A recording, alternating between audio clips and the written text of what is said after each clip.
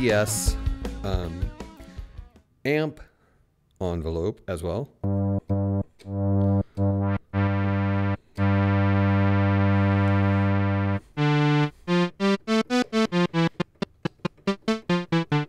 It is very punchy.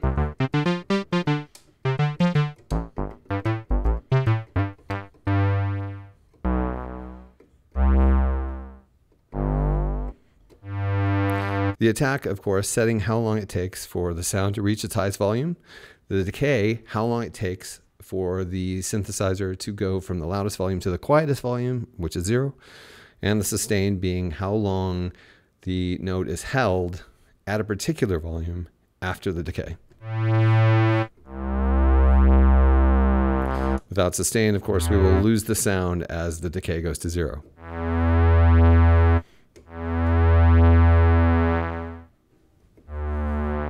With sustain, we can hold the key as long as we want, and the sound will continue.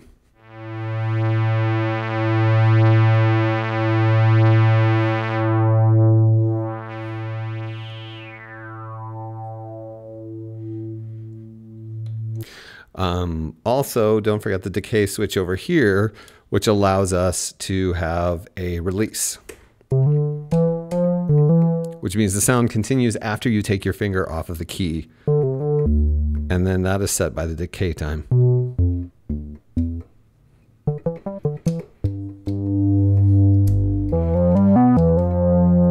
So that's a very convenient feature.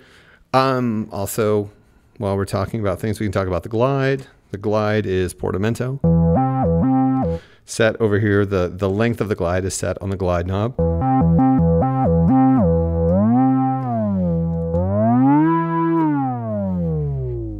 Delightful Minimoog glide.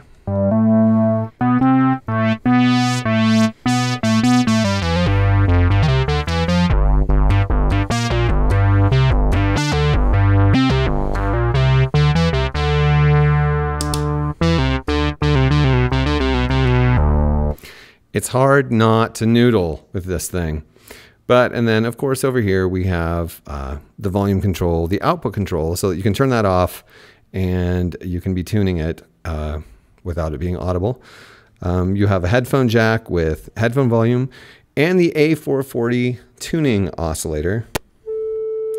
Now, I don't know if this is tuned to A440. If you have perfect pitch, speak up now. But it allows you theoretically to tune your Minimoog to A without an external tuner. We're kind of close. Okay. Over here we have the mod wheel. To have the mod wheel work, you need all of these switches in the down position, the modulation switches, and then you need to turn the switch on where you would like the modulation to go. This has been modified, so the modulation mix is no longer third oscillator and noise. It is now LFO and third oscillator. So when it's turned all the way to the left, we're hearing this new LFO. And we can control the speed of that using this knob here. If we turn it to the right, then we have oscillator 3.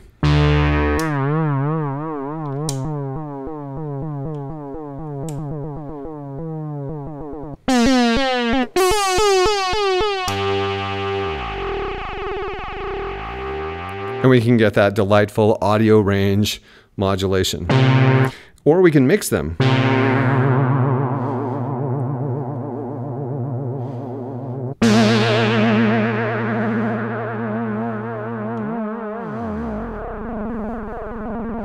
Which allows some modulation possibilities that are not present in your standard Minimoog, which is awesome.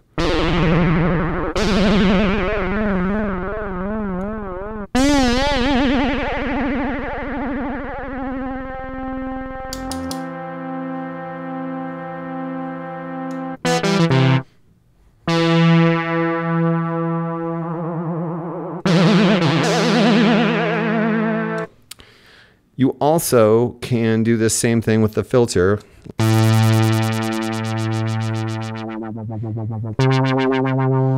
Of course, you're still controlling the speed of the LFO using this knob.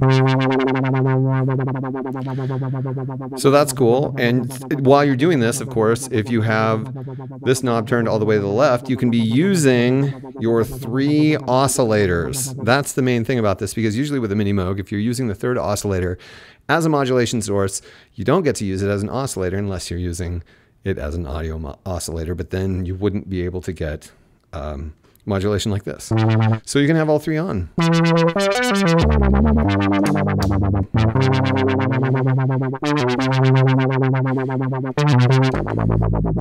So basically, by adding this LFO, the functionality of the Minimoog has been increased. This is a more powerful Minimoog than your standard Minimoog, and that's awesome.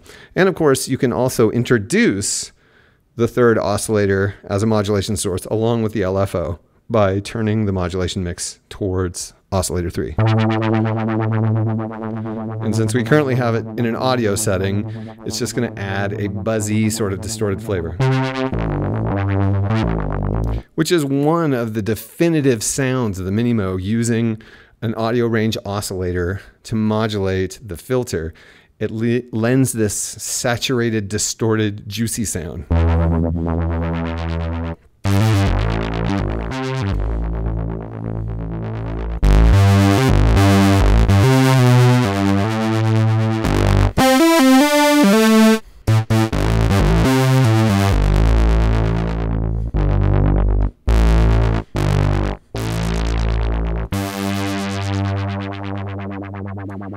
You can get kind of that gritty, deep sound.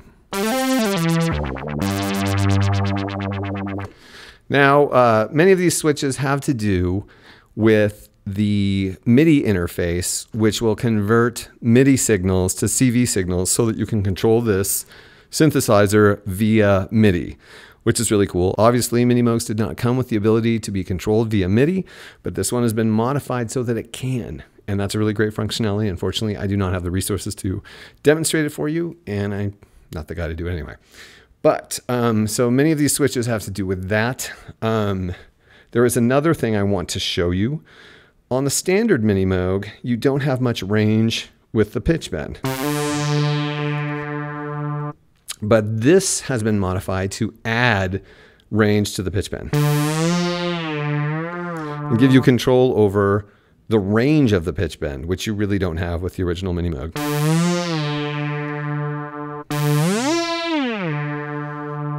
And the range is actually very cool.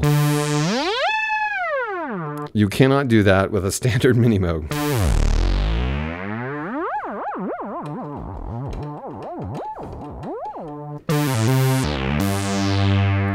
Okay, and the last thing I want to show you, which is pretty cool, is Oscillator Sink has been added. So if you switch Oscillator Sink on, your Oscillator 2 is forced to restart its waveform when Oscillator 1 restarts its waveform.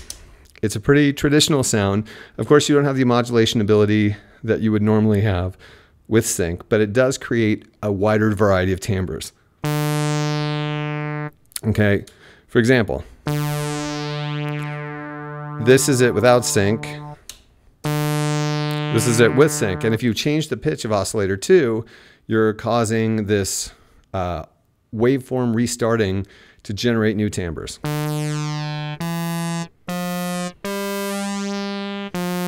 And by changing the waveforms, you'll get different sounds.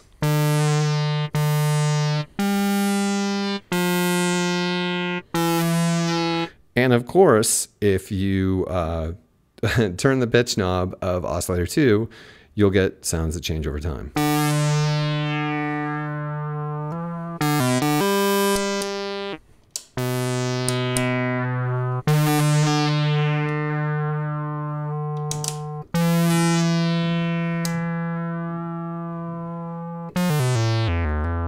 So it's not as functional as, say, a full-on sync source that you might find in other synthesizers, but it does contribute some interesting sounds that you would not normally get out of a Minimoog.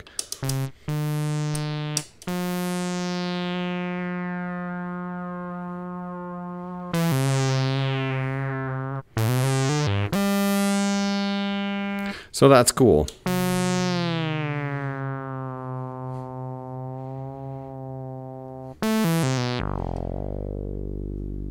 So this is the Minimoog that is being raffled by the Bob Moog Foundation. And your $20 ticket enters you into the raffle to win this. If you win it, you've got an incredible early Minimoog, not super early, but early Minimoog with extra functionality that was added by a Moog music historically relevant person. And that's fantastic. But also you get all of the great things about the Minimoog sound. And of course, if you don't win, then your money goes to support what the Bob Moog Foundation is doing through education, which is promoting the legacy of Bob Moog. And that's something worth 20 bucks. So yeah, this is the device you could win. It's obviously worth it.